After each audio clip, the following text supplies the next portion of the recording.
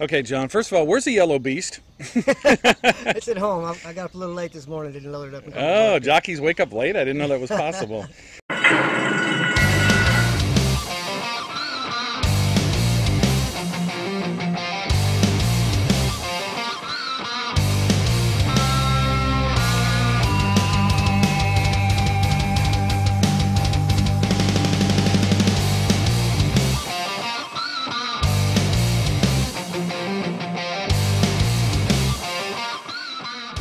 Hello once again, everybody. Don Stevens, Horseman Don here with another edition of the Horseman Don Show.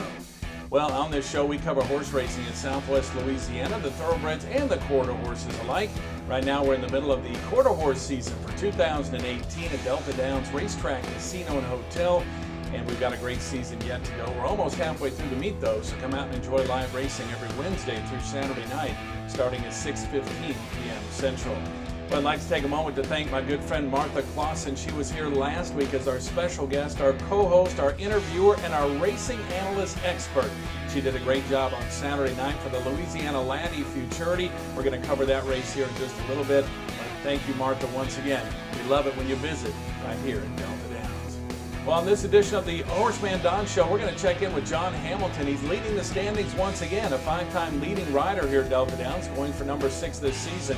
He came oh so close to 2 stakes wins last week, but he ran second both times, and he'll tell us about those events last Friday and Saturday nights. Also, we're going to talk to Jimmy Gines, a jockey who's turned assistant trainer now, and he had a little injury here a few weeks ago during training in the morning, and he's taken up a different occupation. We'll talk to him about that.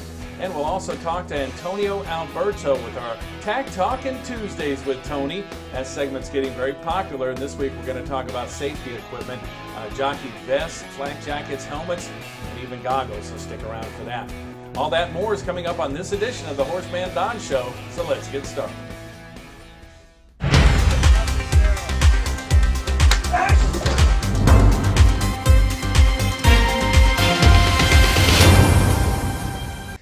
Okay, John, first of all, where's the yellow beast? It's at home. I got up a little late this morning. Didn't load it up. Oh, jockeys wake up late? I didn't know that was possible.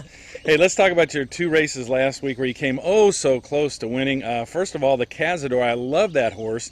Looked like he had a great trip, just got nipped late. Yeah, you know, he left and opened way up on those horses. You know, he run his race. You know, I hate to say the other horse was faster than me, but he sure beat me that day for sure. He earned every inch that he got, and it took all of them to beat me. Yeah, he kind of turned the tables because you beat that horse last time at LAD, right? You know, I beat the horse pretty handy last time. I actually was able to just let him gallop across the wire. I opened up on the same kind of way, but I had a good idea that horse was going to finish better. So, you know, when I asked my horse to give me what he had, that horse was just better that day. Yeah. Now we were talking about 3-year-olds. Now we're talking about babies, the Laddie.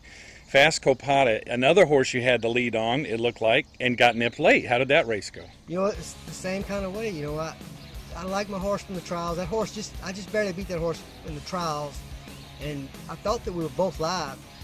He drew, you know, the better part of the track, if there is a better part of the track right now. The guy has it pretty fair. Yeah, anyway, it's in good shape. I left open up on everything. Something was on the outside. I couldn't really see what it was, but then I could tell the last 50 yards my horse was done. You know, he had tried so hard and run so hard that if there was something to challenge him at the end, he wasn't going to be able to hold him on. Yeah. And that's what happened. You know, it was just a better horse that day. You know, Yeah. You never ever want to run second in those kind of races, but when everything goes how it's supposed to go, you know, you did your best. Your horse did their best. There was no mistakes made. You just got to walk away and be happy with that. No regrets and just live with the result. That's it. That'll cost you the next time. But they both run a good race. You know what? Hate to get beat anytime, but got beat by better horses. Now we go to almost halfway through the season. After this week, we'll be about halfway through. We've got Firecracker trials, Lee Berwick trials. How you lined up for those? You know what? I think I'm loaded pretty good for both of them. Maybe even better than I was for the Laddie and the Lassie. You know, I fared okay in both of those. So hopefully, you know, I know I have some good 3-year-olds for the Derby, and we're saving a couple of good 2-year-olds for each the Firecracker and the Lee Berwick. So hopefully, you know, that's the ones that you really want to hit a lick on all of them. But you can run 1, 2, 3 in the Lee Berwick and pop out something for the Firecracker. That'll set you up for the summer for sure. Yeah, may have run second last week. You're back at the top of the standings. How does that feel? Good. You know what? You go into the meet wanting to win all you can every day, and when it comes together like it has, you know, it's a good feeling. You know, you work hard. When you ride for the kind of stables that I ride for, you know, things are going to happen. You know, if you can stay close until theirs turns around, because they're going to turn around. They evaluate every situation every week, and just it's going to work out for sure. So that's great. Well, good luck the rest of the way. Thank you.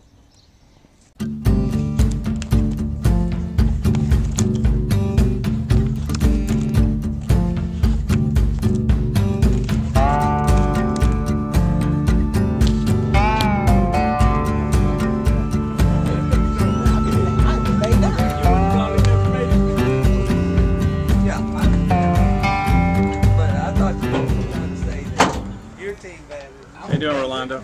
Good. Good. Yes, sir. Ready for this week? Yes, sir. All right. Burning up a little bit, but ready Yeah. for this week, yeah. Hot time of the year, isn't it? Yeah, it is. Yeah. How many mounts you got this week? I got, let me see, 7? 7? Yeah, 7 this week. Mainly for Joe? Yeah, mainly for Joe. Yeah. Yeah, Well, one good. for a different person, but the good thing I got a couple right. Yeah, that's good.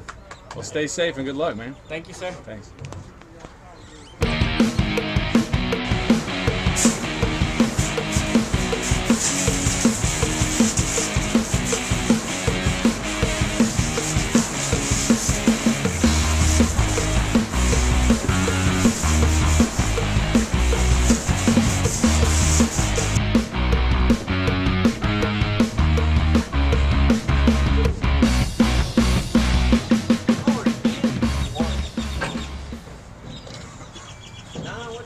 Not much. What's going on, Gilbert? Oh, Working hard? a little bit. A little bit? You always working hard, man. And next week be halfway through the season. Unbelievable. That's real quick. What is it just me, or the older I get, the faster time goes? It's us. We're getting older. Is that what it is? Yeah. Thanks for telling me that. I appreciate it. I got 3 grandkids. I'm feeling up there. We missed you that other day. But they did a good job. I know my son got married, so Good. I couldn't miss that. No. And where's home for you? What was he? Well, he lives here, my Oh, son. okay, Yeah, okay. yeah. We had a good time. A lot of out of town folks in, so Good. we had a great time. So I missed one more day next month. I got to go to Tennessee, but other than that.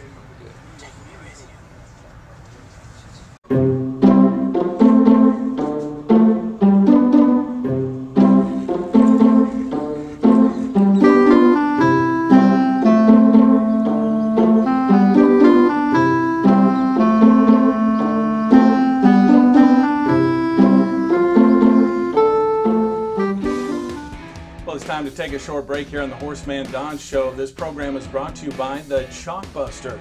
He brings you chalk-busting picks from coast to coast 7 days a week via simulcast. Just check out the Chalkbuster picks at brisnet.com or twinspires.com. Just $5 a day. You'll be putting money in your pocket. He's been very hot lately, as he always is. The Chalkbuster. It's all value, no chalk every day. Get his picks at brisnet.com and twinspires.com. Well, as we mentioned, week number 6 of the season starts this Wednesday, runs through Saturday night. Post times are at 6:15 p.m. No stakes racing this week, just overnight events. But coming up next week, we'll resume the stakes schedule. On Friday, June the 1st, we've got the Virtual Bond Stakes at 870 yards around the hook. And coming up Saturday, June 2nd, it's the Develop a Plan, a grade 3 race for older horses going 350 yards. That's always a great race year in and year out, so don't miss any of that next week. And then we'll be into the month of June. And that month includes the Lee Berwick Trials, Firecracker Futurity and Derby Trials, and the Delta Downs Derby Trials. So lots to look forward to in the month of June. Hey, when you come out to Delta Downs, be sure to go to the Lookout Restaurant. The Lookout is open race nights 5 to 10 p.m. Delicious food, wonderful atmosphere, tremendous crew to serve you all that tasty food. It's high atop the building. Just take the west elevator to the top. Go in, get a seat in the Lookout Restaurant. Tell them Don sent you, and hopefully they'll let you stay. Well, coming up next, the jockey and trainer standings here at Delta Downs. John Hamilton back on top of the jockey standings, and Michael Taylor, for the big week last week, is leading the trainers. Let's take a look at the full jockey and trainer standings and get back to this week's episode of the HorseManDon Show. Coming up shortly, this week's edition of Tack Talkin' Tuesdays with Tony. You don't want to miss that. Right now, those jockey and trainer standings.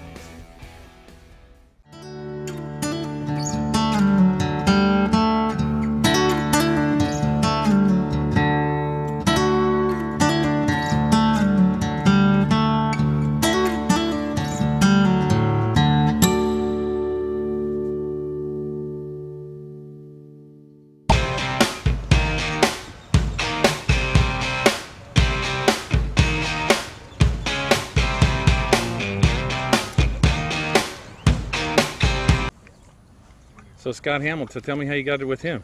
Well, I've rode for him off and on through the years, and whenever I got hurt a few weeks ago, and it just lined up, he asked me to run his barn for him. Yeah, so that's good. We do a good job. opportunity. Got a lot of experience at it. Yeah, so hopefully it'll pay off. Yeah. Yeah. This is a young filly?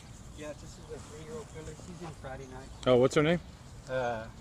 JMF Dangerous Corona. We started her last week and she just didn't have a shot away from there. Yeah. She's just coming right back. Yeah. Yeah. So she didn't have a chance at the start. No. Huh? She's pretty. Didn't have a shot. What's her breeding like? To be honest, Don, I don't know. Yeah, that's all right. She looks nice. You been on her in the mornings? Yeah, I just got through standing her this morning. Oh yeah, how'd she do? Excellent. I look forward to running a big race. Good. Yeah. What was that name again? JMF Dangerous Corona. Dangerous Corona. Okay. Yes, sir. All right, we'll keep an eye on her. Yeah, make her one of your long shots. There you go. Because she will be a long shot. She'll be tough, though. Well, good luck to you. Thank you, Don. Thanks.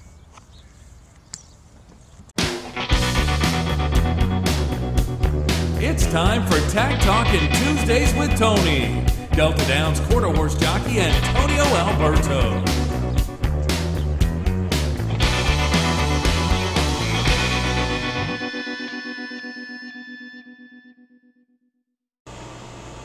All right, Tony, back for another Tack Talkin' Tuesdays. Oh, This yeah. week, what do we have? Back again. Safety equipment. Safety equipment. We got flak jackets and we've got helmets, right? We got helmets, that's right. All right, let's start with the flak jackets. Tell me the kinds, the expense, what they're like. Well, there's different kinds, a lot of different kinds, but nowadays they have to be safety rated. So some of the top safety vests would be like Vicente, and they have Tipperary, Excaliburs, and Vipa. I think that's what they're called. Anyways, but you have they range anywhere. They start about $200 to $220, and they'll go up to about $560. Wow, that's a pretty expensive thing, but it's something you got to have, right? You have to have at least a couple of them. Has a vest or a flak jacket ever saved your ribs, you think? It has. It has. I've had one pretty bad spill, and luckily I just bruised my kidney and a few fractures in my lower back. But if I didn't have the vest, it would have been disaster.